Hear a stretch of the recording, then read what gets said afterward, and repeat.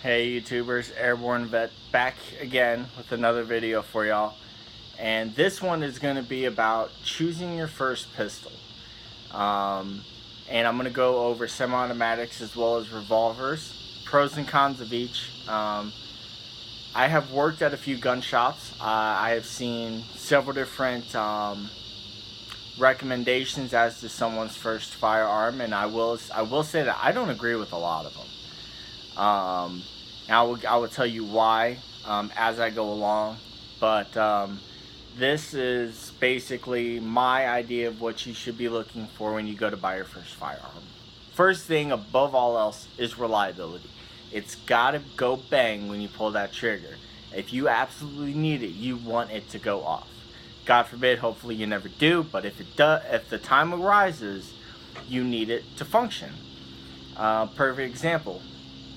I went to check out a friend of mine's pistol earlier, and same thing I always do. I pick up a weapon, drop the magazine, and I check the chamber. Make sure it's not loaded. This one was loaded. This one stays in my EDC bag or on my bedside, but so this obviously was loaded. But I always check to make sure that I always unload it if it's loaded, but even if it is unloaded, I still check to make sure it's unloaded. Brings along with the, firearm safety rules, which I'll probably go over in another video down the road. But I went to go check it, and I dropped the magazine, locked the slide back, I looked in, and there was still a casing in there. Racked it a couple times to see if it would come out. Her ejector malfunctioned. Simple fix. I honestly don't know what was wrong with it. And yes, for those of y'all, it was a Glock.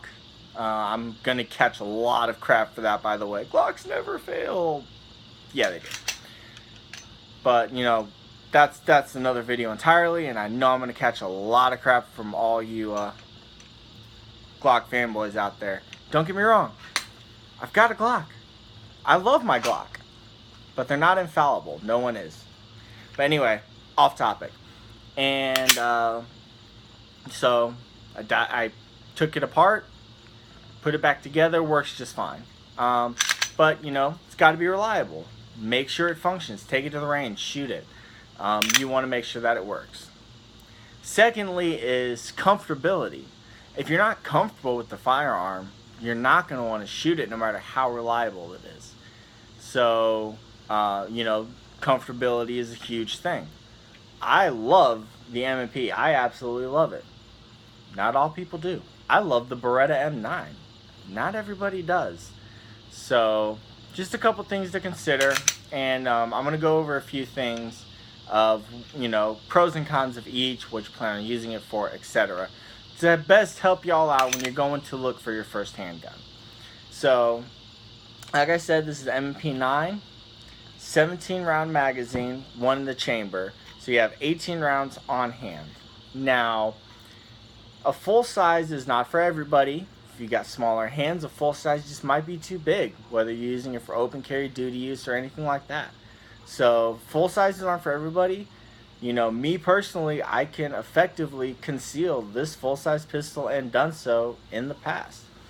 But again, not for everybody. Also really depends on where you live and what season it is. But a full size, primary uses for a full size, home defense, target, no, let me phrase that, home defense, duty use, and target practice. Just going to the range to plink. Full size.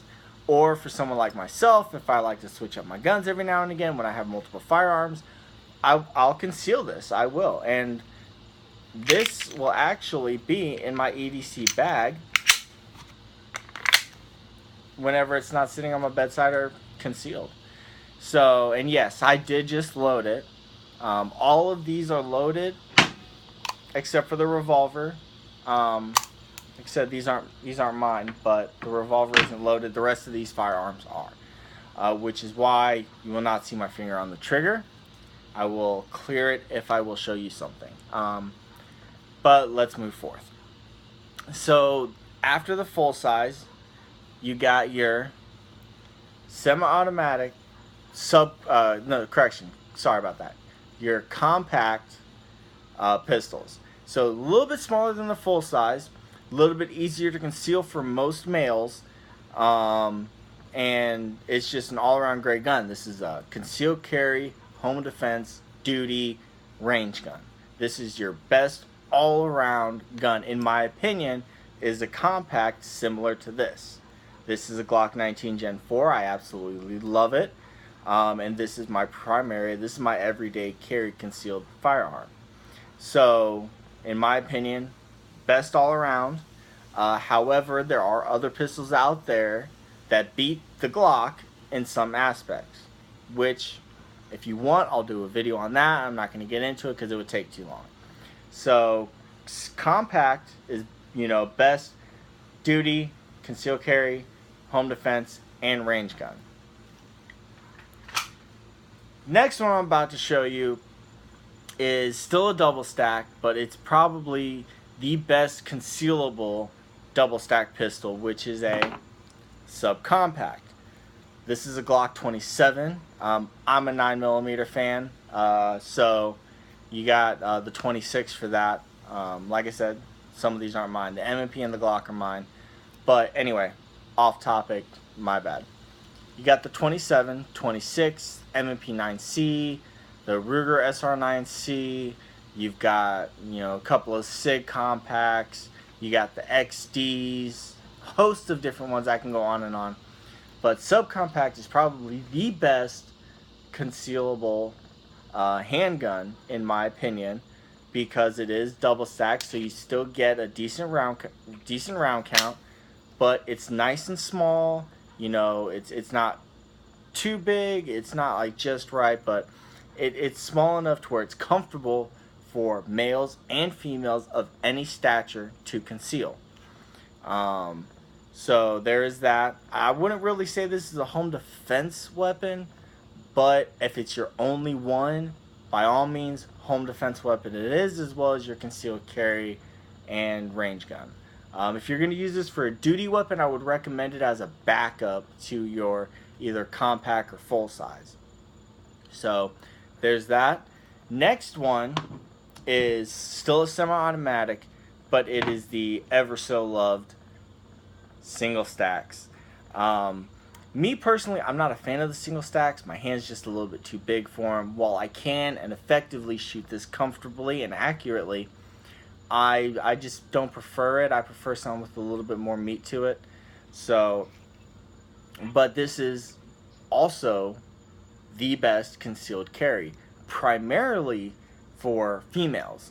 Reason why I say that is because clothing these days for females is more tighter fitting, so carrying even a double stack subcompact like this could be a little difficult depending on what y'all are wearing.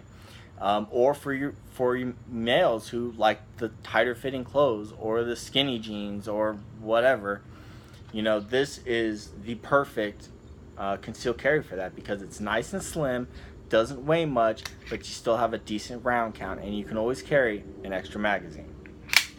So off with that one. On to the revolvers. This one is unloaded, but this is what so many gun shops point beginning female shooters to, and that is what I disagree with entirely. I really do. Me, as an experienced shooter, probably not so much as a lot of people, but I've been shooting for quite a while, and some of the training I've received, I definitely had the experience. But in my opinion, I don't like revolvers, not for the low round count. You can be effective with 5 or 6 rounds. The reloading, for me, I want something that I can reload faster, because if, God forbid, I do have to reload, I want to get the rounds back in the weapon and operational as soon as possible. Now, not all of us are Jerry Michalik. Alright, I'm just going to put it out there. Not all of us are Jerry Michalik. We can't shoot 8 rounds in a Smith & Wesson and load it or reload it and shoot another 8 rounds in 16 seconds, I think that video was. We're not all Jerry Michalik. I'm sorry. But, a revolver is still a very effective defensive weapon. This is a Ruger SP-101. It's in 357 Magnum, so you got two calibers. You got 357 Magnum, and you got 38 Special. So you go to the range, plink with some 38 Special. It's cheaper than 357. You still do want to shoot 357 if you're using 357 as your defensive round, because you don't want to shoot your 38s and then your 357 comes around and it scares you because you weren't expecting that.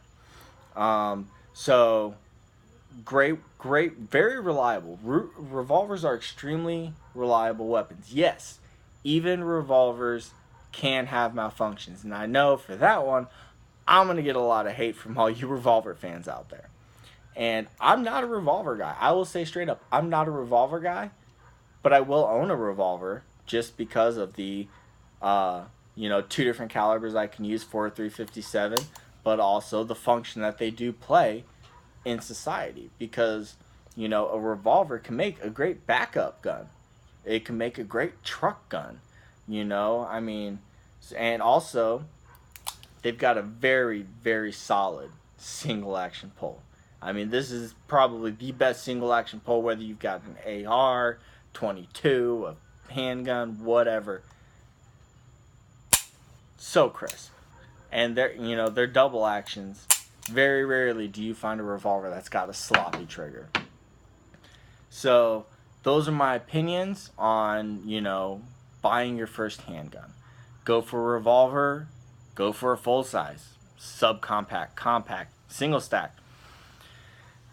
But my ultimate recommendation is do your research. Do your research on each one. Narrow it down to 3 or 4. Go to the range and shoot them. That right there will tell you which one. And let's say you narrow it down to 3. Let's say you narrow it down to for a concealed carry, you got the M&P 9C, you got the Glock 26, and you've got a XD subcompact. You shoot them. You don't like any of them.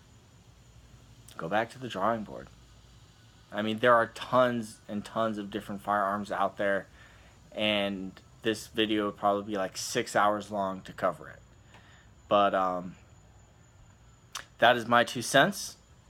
Please, questions, comments, concerns, leave them down below. I will get back with you on that as soon as I can. Also, any recommendations. If you have a recommendation for me, please let me know. I'll do my best to get it out for you. And take care, God bless, and enjoy this weekend.